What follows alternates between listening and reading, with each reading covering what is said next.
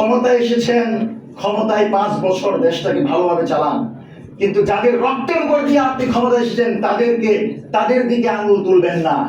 এই বিএনপি কি আওয়ামী লীগের মতো বাংলাদেশের জনগণের জনরাইকে উপেক্ষা করে দিল্লির আধিপত্যবাদকে প্রশ্রয় দিয়ে আবারও কোনো ফ্যাসিবাদী কাঠামো, দলীয় লেজুর ভিত্তিক বাংলাদেশ তৈরির চেষ্টা চালাচ্ছে কিনা, এটা আমাদের মনে প্রশ্ন তৈরি হয়।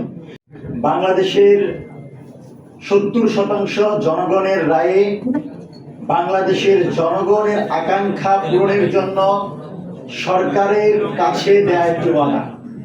বাংলাদেশের ৭০% জনগণ যে রায় দিয়ে জানিয়ে দিয়েছে আগামীর বাংলাদেশে সংস্কার করতে হবে, আগামীর বাংলাদেশে বিচার করতে হবে, আগামীর বাংলাদেশে কোনোভাবেই ফ্যাসিবাদী কাঠামো তৈরি করা যাবে না। সেই গণভোটকে আজকে যখন বাংলাদেশ জাতীয়তাবাদী দল বিএনপি উপেক্ষা করে, তখন আমাদের কাছে একটি বিষয় স্পষ্ট হয় যে এই বিএনপি কি সেই বিএনপি হয়ে উঠছে? এই বিএনপি কি আওয়ামী লীগের মতো বাংলাদেশের জনগণের জনরাইকে উপেক্ষা করে দিল্লির আধিপত্যবাদকে প্রশ্রয় দিয়ে আবারও কোনো ফ্যাসিবাদী কাঠামো, দলীয় লেজুর ভিত্তিক বাংলাদেশ তৈরির চেষ্টা চালাচ্ছে কিনা, এটা আমাদের মনে প্রশ্ন তৈরি হয়। আপনি লক্ষ্য করেন যেই মানবাধিকারের কথা দীর্ঘদিন বাংলাদেশের জনগণ বলেছিল, যেই বাংলাদেশে গুম, খুন, জুলুম, নির্যাতনের শাসন ব্যবস্থা কায়েম করেছিল আওয়ামী লীগ, সেই গুমের শিকার ইলিয়াস আলী ভাইরা যাদেরকে র্যাব তুলে নিয়ে যায়, তারপর হত্যা করে দলেশ্বরী নদীতে ফেলে দেয়।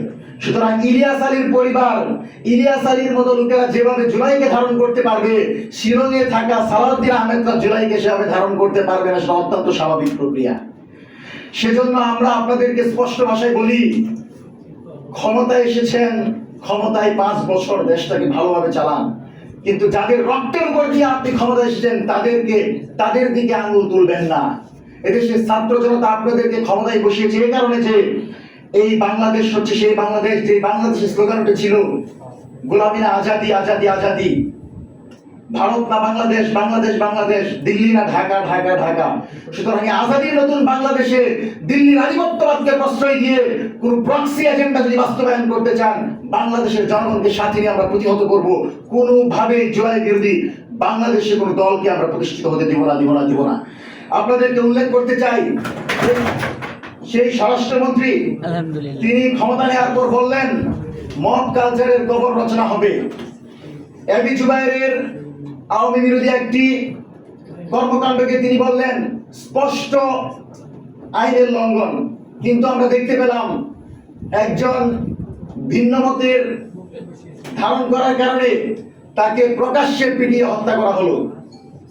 আমরা দেখতে পেলাম জুলাই গণঅভ্যুত্থানের সিপাহ সালার সেনানায়ক হাসনাত আব্দুল্লাহকে প্রকাশ্যে ছাত্রদল যুবদল মিলে মব তৈরি করলো।